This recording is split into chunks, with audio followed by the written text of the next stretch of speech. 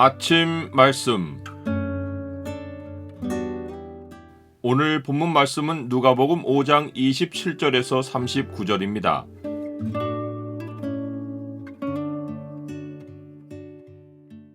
율법의 틀을 벗어버리고 복음 안으로 들어와 살라.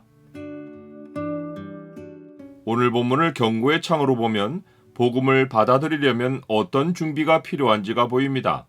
경고의 창을 보여주는 구절은 5장 38절입니다. 새 포도주는 새 부대에 넣어야 할 것이니라. 누가는 죄사함의 의미를 가르치는 두 번의 치유 사건, 곧 나병 환자와 중풍병자가 치유를 받는 사건을 기록한 후에 예수님이 세리 레위, 곧 마태를 부르시는 사건을 연결하여 기록합니다. 누가는 이 사건으로 예수님이 죄를 사하시는 대상이 누구이며 사람이 예수님의 죄사함을 받기 위해 무엇을 버려야 하는지를 가르칩니다. 나병 환자는 율법에 따라 물리적으로 사회에서 내쫓겨 홀로 사는 자인데, 세리는 사람들 가운데 살면서도 혐오의 대상으로 홀로 처해 있습니다. 나병 환자는 자신의 필요가 절실하여 스스로 예수님을 찾았지만, 세리는 돈 맛을 보고 있기에 삶의 필요가 절실하지 않고 심각한 영적 병에 걸렸어도 예수님께 나아가 치유받을 필요성을 느끼지 못합니다. 중풍병자는 다른 사람들의 동정과 뜨거운 사랑으로 예수님께 나아올 수 있었지만, 세리는 주변에서 그의 영적 필요를 채워주려고 그를 데리고 예수님께 갈 사람이 없습니다. 세리는 동족에게서 철저히 외면을 당해 주변에서 아무 도움을 얻지 못하는 영적 중풍병자입니다. 앞에서는 육신의 나병 환자와 중풍병자가 예수님을 찾아 나왔지만, 이제는 죄에 무감각한 영적 나병 환자이자 스스로 움직이지 못하는 영적 중풍병자인 세리를 찾아서 예수님이 밖으로 나가십니다. 당시 세관은 주된 본업이 어부들인 갈릴리 사람들에게서 세금을 거두기 위해 갈릴리 해변의 작은 공간으로 마련되어 있었습니다. 예수님은 해변을 지나시다가 세관에 앉아있는 세리, 레위, 곧 마태를 보십니다. 예수님은 아무런 설명 없이 그에게 나를 따르라 라고 하십니다. 그런데 놀랍게도 그는 모든 것을 버리고 일어나 따릅니다. 마태가 보인 반응은 결코 즉흥적인 것이 아닙니다. 예수님은 해변에서 무리를 가르치기를 좋아하셨습니다.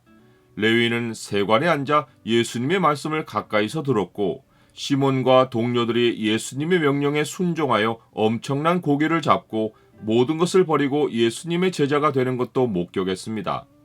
레위의 마음에 말씀의 씨앗이 뿌려졌고 그의 눈은 예수님의 엄청난 능력을 보았습니다. 하지만 무리가 놀랍게 여기며 따르는 예수님은 멀찍이서 지켜보는 선생이었습니다. 그런데 그분이 자신을 찾아와 개인적인 제자로 부르신 것입니다.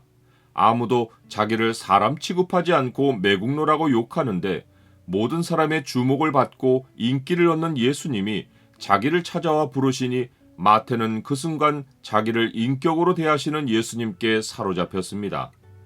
레위는 예수님의 제자가 된 기쁨으로 예수님을 위하여 집에서 큰 잔치를 벌입니다. 물론 레위의 집을 찾은 사람들은 동료 세리들이고 그들과 한패로 어울리는 창녀들입니다. 바리새인과 그들의 서기관들이 지켜보다가 예수님의 제자들을 비방하며 너희가 어찌하여 세리와 죄인과 함께 먹고 마시느냐고 합니다. 그들은 죄인의 집에 발을 들이지 않고 집 밖에서 먼저 보이는 제자들에게 비난의 소리를 지른 것입니다. 안쪽에 계시던 예수님이 그들에게 대답하며 건강한 자에게는 의사가 쓸데없고 병든 자에게라야 쓸데있나니 내가 의인을 부르러 온 것이 아니요 죄인을 불러 회개시키러 왔노라 라고 하십니다. 예수님은 병자를 치료하는 의사로서 그 자리에 계신 것입니다. 육체의 병만 치유가 필요한 것이 아닙니다. 사람의 근본 치유는 죄에서 완치되는 것이고 이 치유는 오직 예수님만 하실 수 있습니다. 나는 영혼의 건강을 정기적이고 주의 깊게 점검합니까? 바리새인과 그들의 서기관들은 요한의 제자나 바리새인의 제자들은 금식하며 기도하는데 예수님의 제자들은 먹고 마신다고 비방을 이어갑니다. 그러나 이러한 그들의 생각은 종교라는 사고 틀에서 나온 것입니다. 그들의 종교 틀은 고행과 금욕입니다. 기쁨도 이 틀에 집어넣어 웃음을 삼가야 하고 고통이 있어도 안식일에는 의사를 부르러 갈 수 없고 참아야 합니다. 그들은 복음의 역사를 눈앞에 보면서도 새 포도주를 낡은 부대에 넣으면 마른 부대가 터지고 포도주가 쏟아지기에 낡은 부대를 보존하려고 묵은 것만 좋다고 합니다. 그러나 율법 시대의 백성은 이제 하나님 나라를 이 땅으로 가져오신 예수님을 맞았습니다. 지금까지는 하나님이 율법의 부대에 구약 백성을 담아 보존하셨지만 이제 하나님 나라라는 새 부대는 복음을 믿고 그 안으로 들어오는 새 백성을 받아 부풀어납니다. 복음은 유대 땅에서 열방으로 퍼져나가고 새 포도주인 하나님 백성은 새 부대인 하나님 나라로 침입하여 들어와 영원히 보존되는 나라를 이루는 것입니다. 율법과 선지자는 요한의 때까지요, 그 후부터는 하나님 나라의 복음이 전파되어 사람마다 그리로 침입하느니라.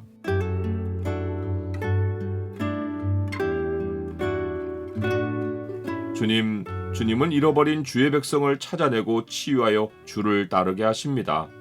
외모의 완전함을 추구하는 세상의 사고방식과 생활 양식을 따르지 않고 주의 진리로 저의 영혼의 건강을 점검하고 주의 나라 가치관으로 살게 하옵소서.